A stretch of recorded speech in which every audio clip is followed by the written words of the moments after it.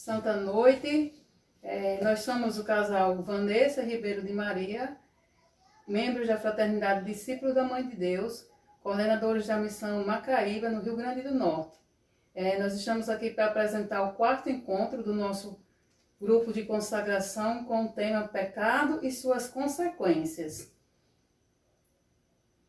Como Vanessa já falou, vamos dar continuidade às pregações que nossos irmãos já estão passando para nós através desses vídeos, para nos formar, nos preparar para nos consagrarmos à Santíssima Virgem Maria, pelo método de São Luís Maria Grião de Montfort.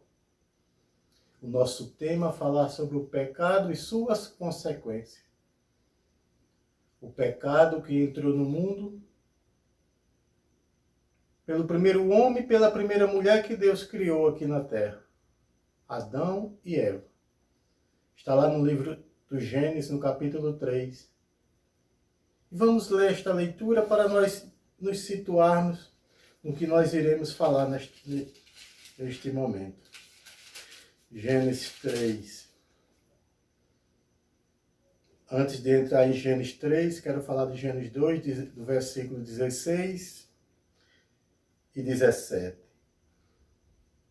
O Senhor Deus deu ao homem este mandamento: podes comer de todas as árvores do jardim, mas da árvore do conhecimento do bem e do mal não comerás, porque no dia em que dele comeres terás que morrer.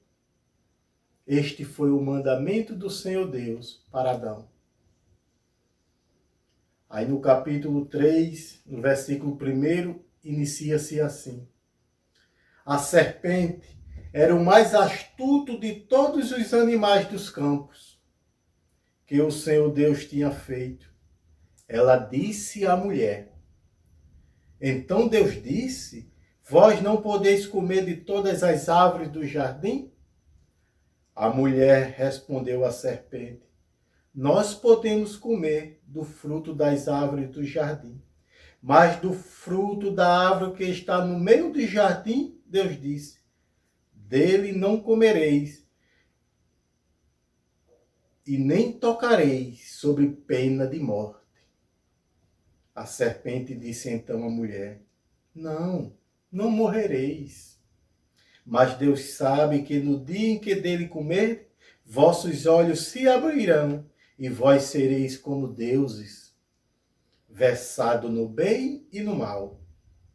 A mulher viu que a árvore era boa ao apetite e formosa à vista, e que essa árvore era desejável para adquirir discernimento. Tomou-lhe do fruto e comeu. Deu também a seu marido, que com ela estava, e ele comeu. Então abriram-se os olhos dos dois e perceberam que estavam nus. Entrelaçaram folhas de figueira e se cingiram. Eles ouviram o passo do Senhor Deus que passeava no jardim, a brisa do dia, e o homem e sua mulher se esconderam da presença do Senhor Deus entre as árvores do jardim. O Senhor Deus chamou o homem: onde estás? E disse ele: ouvi teu passo no jardim. Respondeu o homem: tive medo, porque estou nu e me escondi. Ele retomou: e quem te fez saber que estavas nu? Comeste então da árvore que te proibi comer? O homem respondeu: a mulher que puseste junto de mim me deu da árvore e eu comi. O Senhor Deus disse à mulher: que fizeste? E a mulher respondeu: a serpente me seduziu e eu comi. Nós vemos neste texto onde entrou o pecado na humanidade. O Senhor Deus havia dado uma ordem para que o homem não comesse de tal fruto do jardim. O homem desobedeceu à lei de Deus. O homem foi desobediente aos projetos de Deus. É o que muitos de nós fazemos no dia a dia. Nós desviamos do caminho do Senhor, fazendo a nossa própria vontade. Contrariar a vontade de Deus. Quando eu faço aquilo que me agrada e não agrada a Deus. Quando nós pecamos, nós nos escondemos. Nós nos escondemos porque temos medo da presença de Deus. Isto é o que acontece com cada um de nós quando cometemos um pecado. Buscamos um refúgio e um refúgio longe de Deus. Porque o pecado faz uma separação entre o ser humano e o Senhor, seu Deus. Mas estamos falando de pecado, desobediência, que o pecado entrou no mundo pela desobediência de Adão e de Eva, segundo o livro do Gênesis. Mas o que é pecado? A Santa Igreja nos ensina o que é pecado. Ela nos dá um conceito, nos dá uma definição de pecado. No Catecismo da Santa Igreja Católica, no parágrafo 1849, diz assim: o pecado é uma falta contra a razão, a verdade, a consciência reta, é uma falta ao amor verdadeiro para com Deus e para com o próximo, por causa de um apego perverso a certos bens. Fere-se a natureza do homem e ofende a solidariedade humana. Foi definido como uma palavra, um ato ou um desejo contrário à lei eterna. O pecado pode se dar através de uma palavra, de um ato ou de um desejo, porque nós pecamos por pensamentos, atos, palavras e omissões. Quantas vezes não contrariamos o Senhor, que tudo fez para o nosso bem. E o homem que deveria buscar e conhecer e amar a Deus, se desvia do projeto do Senhor.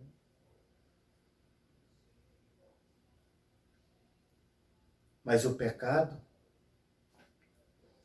a nossa formadora geral e também coordenadora do Ministério de Pregação, Raquel, ela sempre nos exorta uma palavra que está na primeira carta de São João, capítulo 2, versículo 15 ao 17, para nós trabalharmos nos grupos de consagração, quando vamos falar de desapego do mundo, onde também está inserido o pecado. E diz assim a palavra de Deus: não ameis o mundo nem o que há no mundo.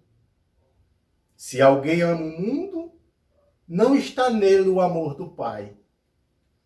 Porque tudo o que há no mundo, a concupiscência da carne, a concupiscência dos olhos e o orgulho das riquezas, não vem do Pai.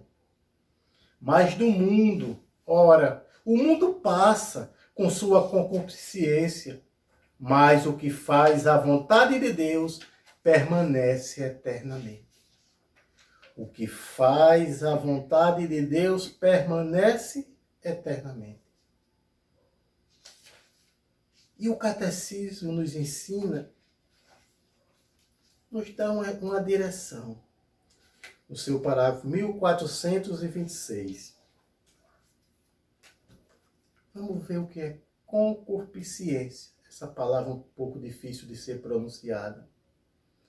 A conversão a Cristo, o novo nascimento no batismo, o dom do Espírito Santo, o corpo e o sangue de Cristo recebido como alimento, a Eucaristia que nós recebemos nos torna santos e irrepreensíveis diante dele, como a própria igreja e esposa de Cristo é santa e irrepreensível. Entretanto, a nova vida recebida na iniciação cristã, não suprimiu a fragilidade e a fraqueza da natureza humana, nem a inclinação ao pecado, que a tradição chama de concupiscência. Concupiscência. Essa palavra significa justamente isto: inclinação ao pecado. É o que todos os filhos de Adão e Eva têm, que somos nós. Nós somos inclinados ao pecado. Somos propensos a pecar, a errar, a contrariar a vontade de Deus, mesmo depois de termos recebido o santo batismo. Antes do nosso batismo, éramos apenas criaturas de Deus. Depois do nosso batismo, continuamos sendo criaturas, porque fomos criados pelo Senhor nosso Deus. Mas passamos a ser também filhos de Deus e filhos muito amados. Mas apesar disto, continua em nós e permanece em nós a inclinação ao pecado. O pecado que é como um câncer. O câncer no ser humano, na carne, corrói a carne.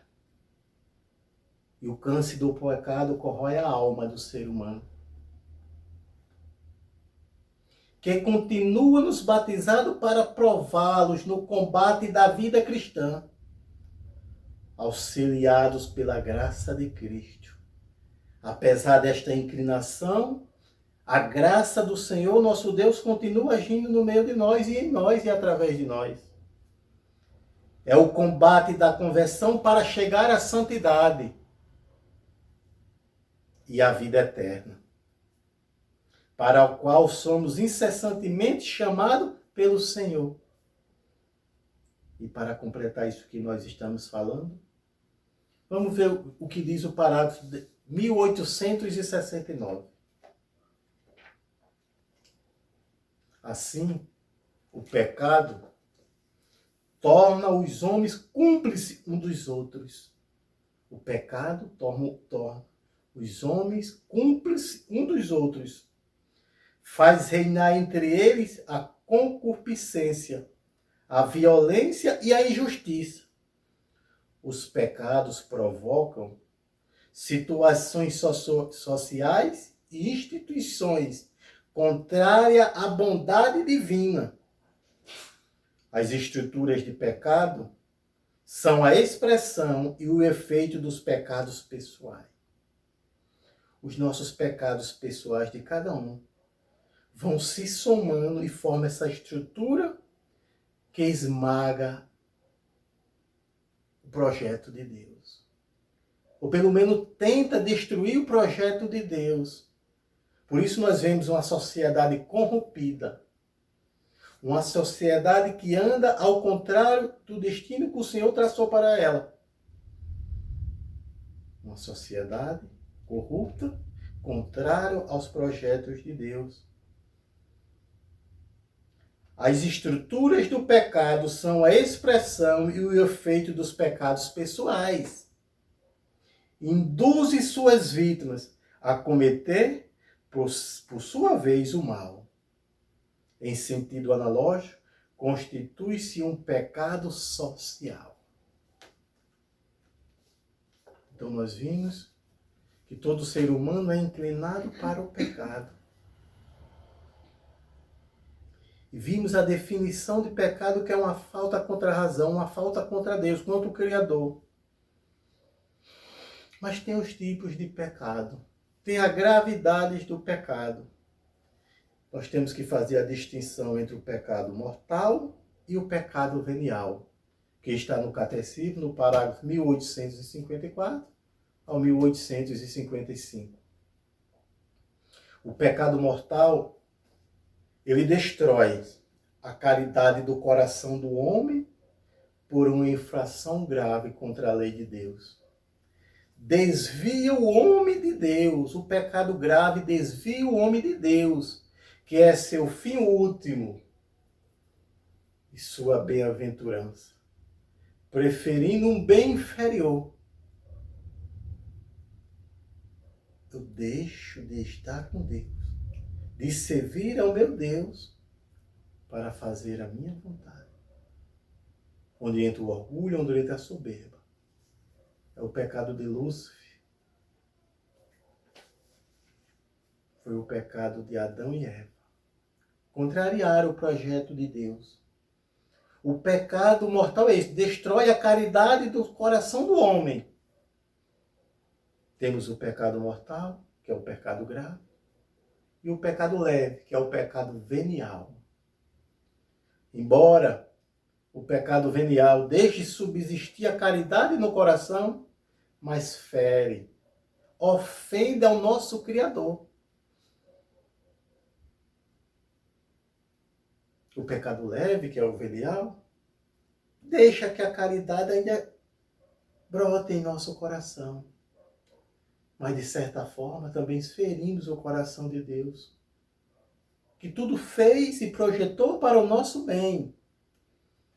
Agora, o pecado mortal, como vai dizer o parágrafo do Catecismo 1861, o pecado mortal priva-nos da graça santificante. Se este estado não for recuperado mediante o arrependimento e o perdão de Deus, causa a exclusão do homem do reino de Cristo, adquirindo assim a morte eterna. O pecado mortal nos priva do reino de Deus. Se morrermos em pecado mortal, seremos condenados ao fogo eterno. Nos atesta a palavra de Deus e o catecismo da Santa Igreja Católica, que é uma explicação da Sagrada Escritura. Então, assim, Ribeiro, para ser considerado pecado mortal, existem 3 consequências, né? 3 características para ser considerado um pecado mortal.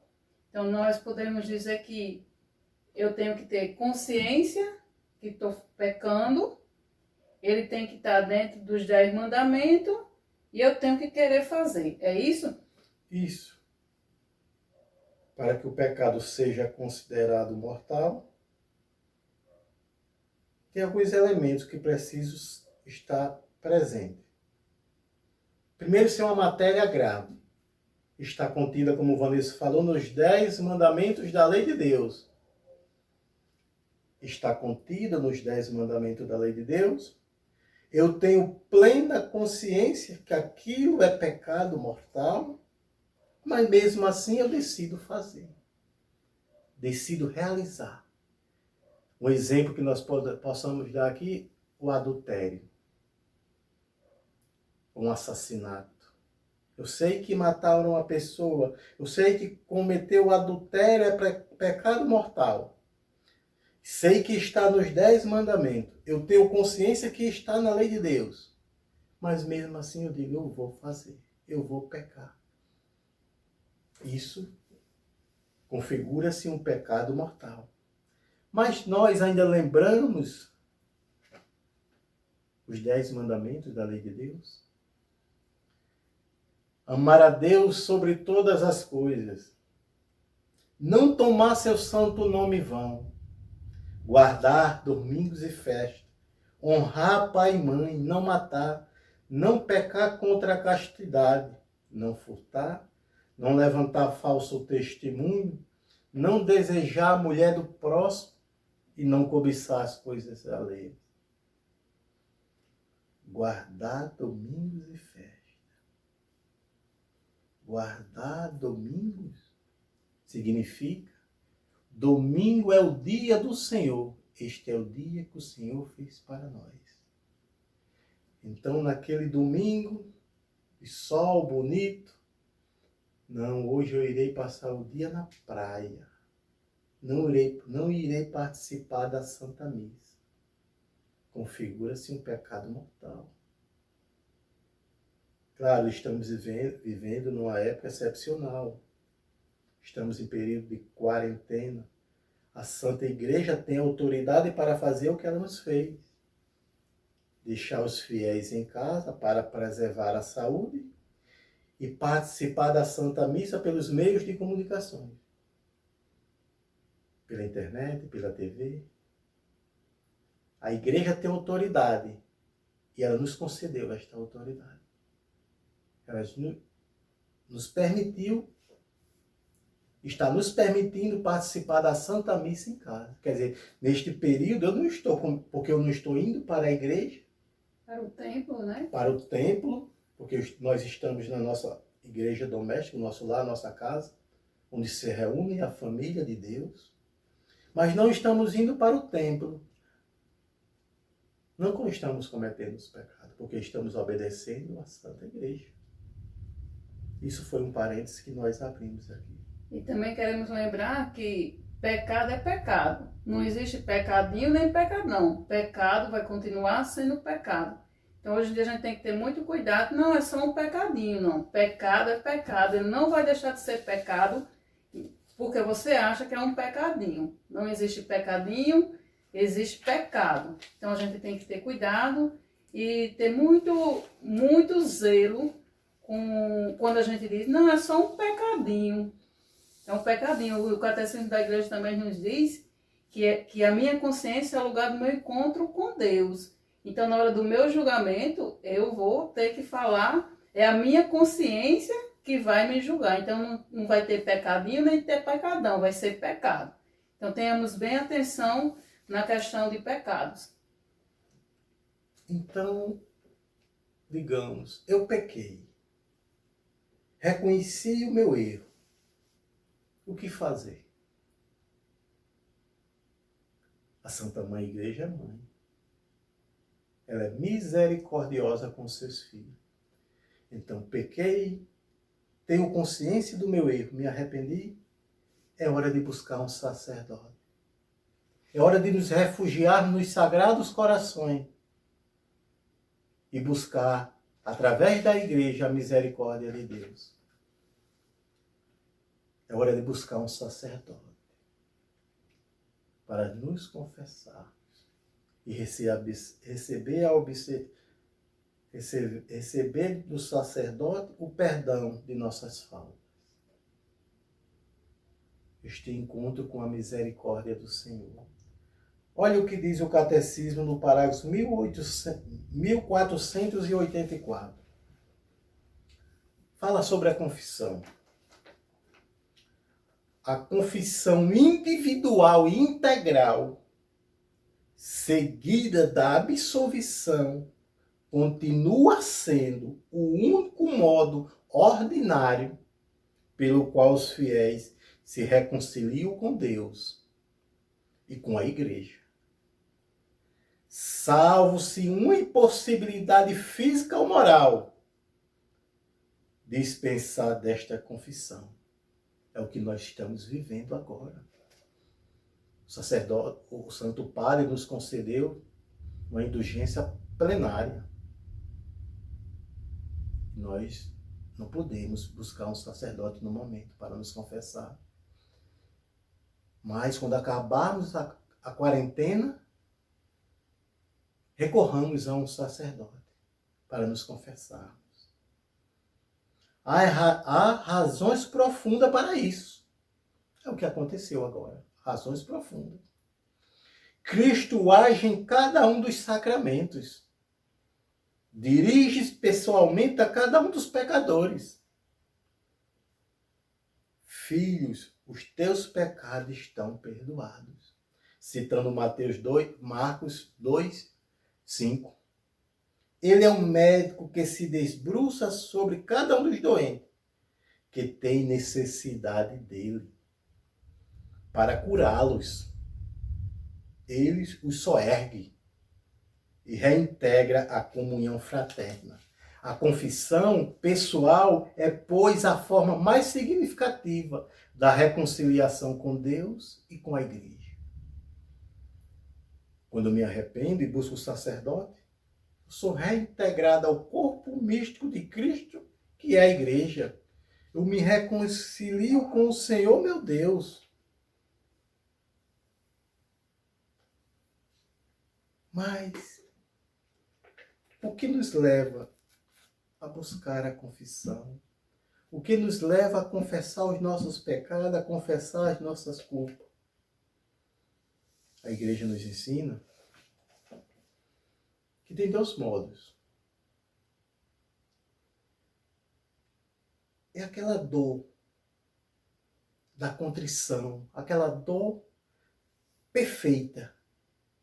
Eu busco reconciliar com meu Deus, eu busco confessar os meus pecados, porque eu sei que ofendi a Deus. Eu busco receber o perdão por amor a Deus. É a dor da alma.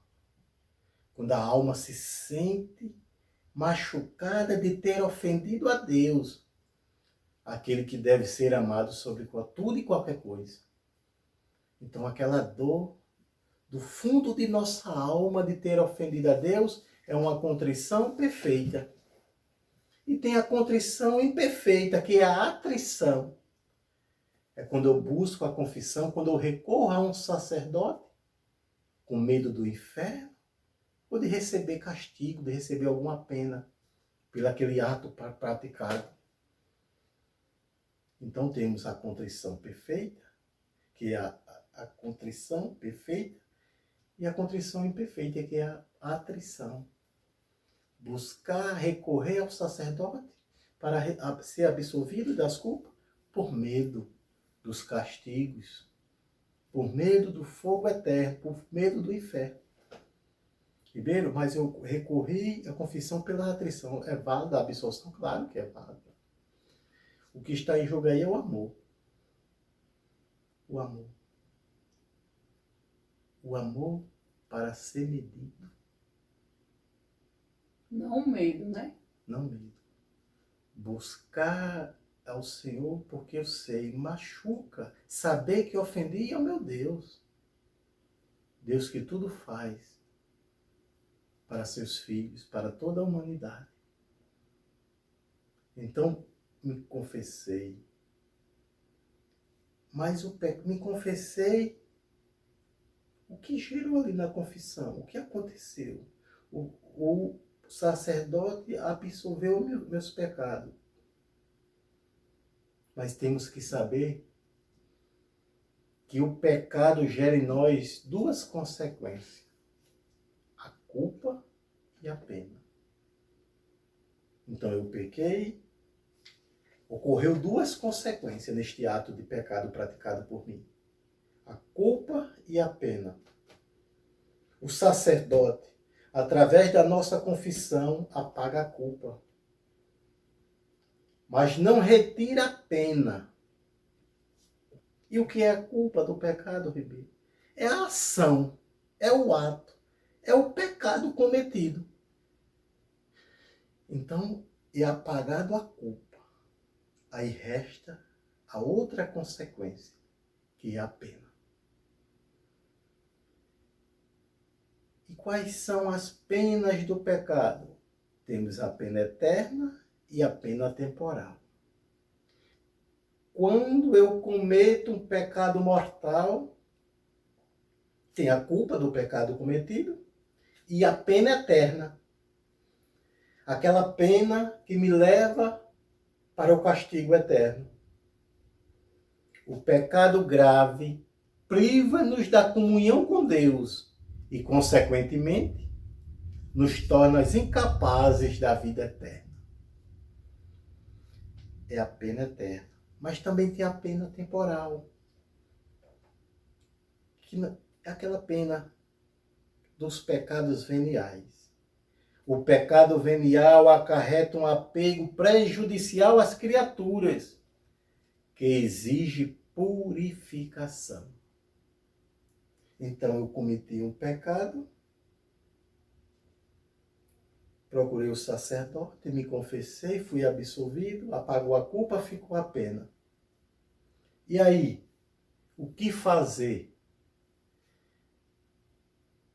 Esta pena temporal, se eu fui confessado mesmo do pecado mortal, ficou só uma pena temporal.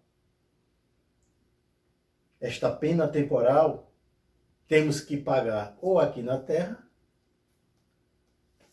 ou no purgatório. aqui na terra, em vida, enquanto nós estamos peregrinando nesta igreja. E depois da morte, no purgatório, na igreja padecente. Então eu posso pagar minhas penas e devo pagar e tenho que pagar. Ou nesta vida, aqui, enquanto estou peregrinando rumo ao céu, ou no purgatório. Esta purificação da pena temporal do pecado temos que pagar, temos que expiar. Pode ser aqui, e é melhor que seja aqui. É melhor que nos esforcemos para que seja aqui, porque aqui teremos vários auxílios e será abreviado.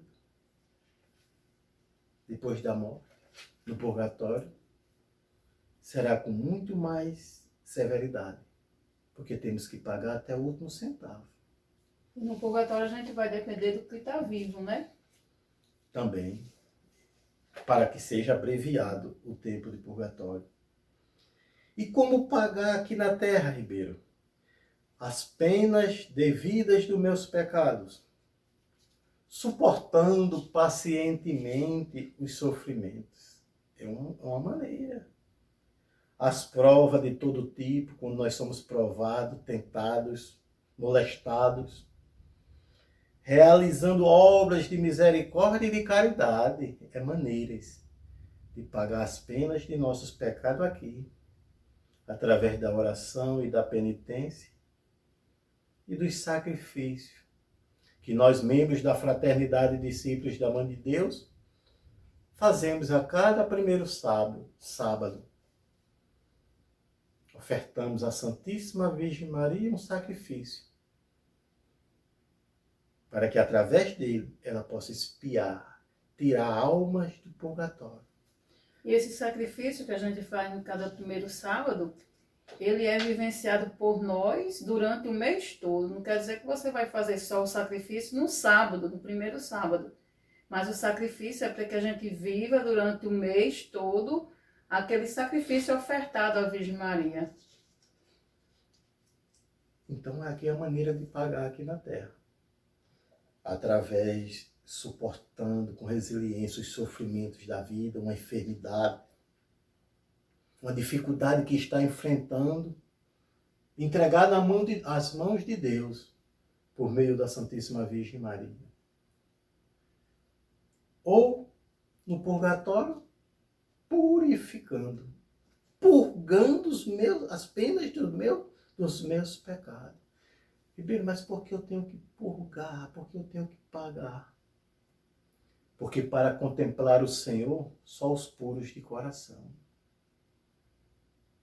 Aí Mateus vai dizer no Sermão da Montanha, no capítulo 5, os puros verão a Deus. Os puros verão a Deus. Por isso que eu morri, não em santidade, mas também não condenado ao fogo eterno, não vou para o céu, vou para o purgatório. Que pena que nossos irmãos protestantes não acreditam nesta realidade. A realidade do purgatório. Isto é obra de misericórdia que o Senhor nos concede. Mas para entender essa realidade do purgatório, temos que conhecer o que a igreja nos fala sobre o juízo particular, sobre o céu, sobre o purgatório, sobre o inferno e juízo final. Digamos que Ribeiro de Maria morra hoje. Hoje eu terei meu encontro, meu juízo particular com Deus e receberei uma sentença. Digamos que eu tivesse lutado, trabalhado muito para Deus, de acordo com seus ensinamentos, com sua palavra, eu iria para o céu, santo. Mas se Ribeiro contrariou a vontade de Deus, contrariou o projeto de Deus, e morreu em pecado mortal, ele vai para o inferno. Mas Ribeiro lutou, se esforçou, não morreu em pecado grave, mas tinha vários pecados veniais e várias penas ainda a ser pagas. Ele vai para o inferno? Não. Vai para o céu? Não. Vai para o purgatório, para purgar. Purgar para se purificar, para chegar aquele momento de entrar nos céus, onde está a Santíssima Trindade, a Santíssima Virgem Maria, o glorioso São José, todos os anjos e santos de Deus. É entrar no reino de Deus. Nos esforcemos para buscar a nossa santidade. Nos esforcemos para fazer a vontade de Deus, que é que cada um de seus filhos seja santo, porque está escrito, sede santo como o Senhor vosso Deus é santo.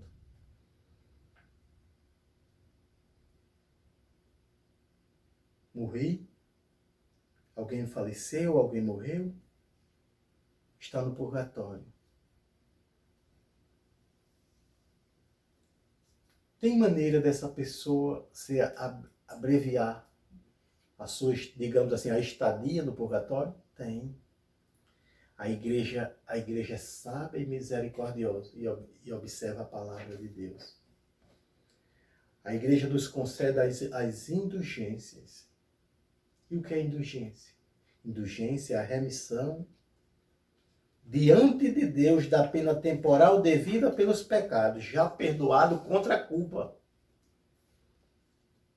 Todos os fiéis podem lucrar indulgência para si mesmo ou aplicar aos fiéis de fato. A indulgência ela pode ser aplicada a si.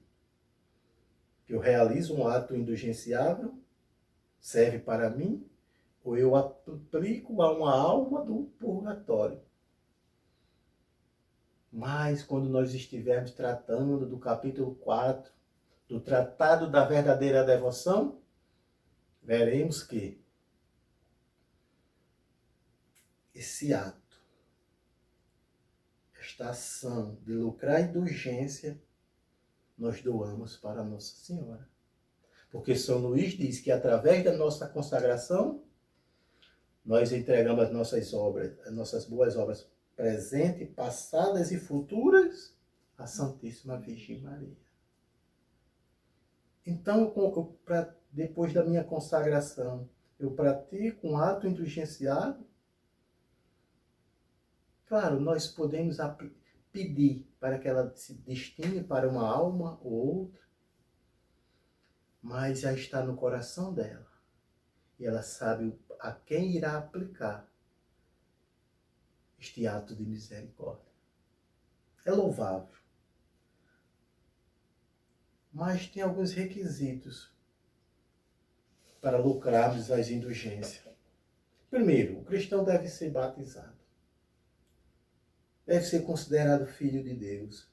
Não está excomungado e encontrar-se em estado de graça. Pelo menos nos fins das obras prescritas. Então, precisamos, para receber uma indulgência, para lucrar uma indulgência, ser batizado. Estar em estado de graça e não ser excomungado. Porque excomungado é o anátema, aquele que foi posto para fora, não pode receber nenhum sacramento. Então a pessoa não pode ser excomungada. Mas tem algumas condições para lucrarmos as indulgências. São elas: confissão, que a igreja aqui abre uma outra possibilidade, é a confissão. Mas a igreja diz que pode ser até uma semana antes ou uma semana depois. A comunhão eucarística. O Santo Padre agora nos concedeu a indulgência, como eu já falei. Nenhum de nós podemos comungar verdadeiramente do corpo do Senhor. Mas fizemos a nossa comunhão espiritual. Rezar pelas intenções do Santo Padre, um Pai Nosso, uma Ave Maria e um Glória Pai. Então, confessar-se que tem que estar em estado de graça. Aí esta confissão pode ser até uma semana antes ou depois, 7 dias antes ou depois.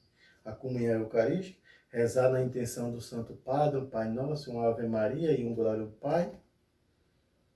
Mas tem algo muito importante, é ter a intenção de lucrar a indulgência. ter a intenção de lucrar a indulgência e realizar a indulgência. Realizar aquela obra indulgenciada. Aí temos vários na Santa Igreja. Aqui no livro dos nossos fundadores, no Totus Tu, a partir da página 48, ele fala sobre as indulgências. A partir da página 48. Na página 49 tem uma lista sobre as indulgências parciais. E na página 51, sobre as indulgências plenárias. O padre concedeu agora, com a possibilidade de lucrar a indulgência, foi a indulgência plenária. Então,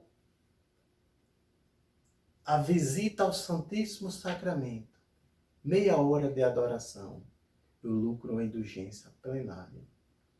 Participar da primeira missa de um sacerdote, de um neo-sacerdote, indulgência plenária. Participar da comunhão de alguém que faz a sua primeira comunhão eucarística, indulgenciado. Recitar o Santo Terço em comunidade, em família, indulgenciado. Visitar o cemitério no mês de novembro, sobretudo naquela primeira semana que antecede o dia 2, indulgenciado, aplicados às almas do purgatório. Então a Igreja nos concede suas riquezas. Viram que a riqueza da Igreja? São os seus sacramentos, são os seus sacramentais. São essas graças que nos é permitida para que nós alcancemos o reino de Deus.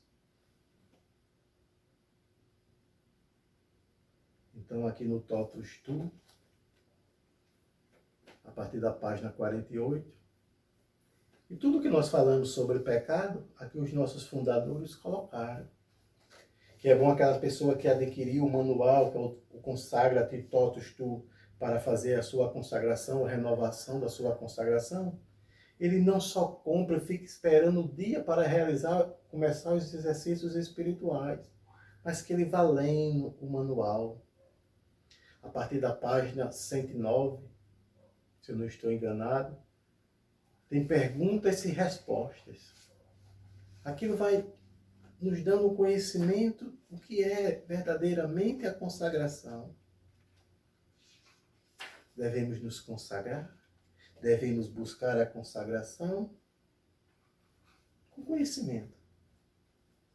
Quanto mais eu conheço, mais eu amo. Quanto mais eu amo, mais eu quero conhecer. Então o pecado, ele tenta nos tirar da presença de Deus. O pecado é uma arma que o inimigo de Deus encontrou para tirar o homem da presença do seu Criador. Que nós possamos sempre recorrer à Santíssima Virgem Maria, para que ela nos dê a sua sabedoria, a sua fortaleza, para resistir às ciladas do demônio.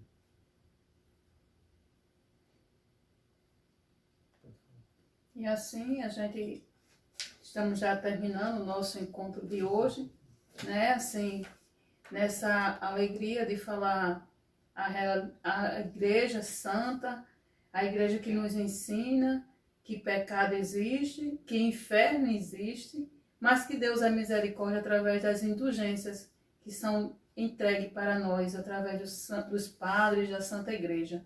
E assim nós vamos meditar uma palavra, mas na certeza que esperamos em Deus, na graça confiante da misericórdia.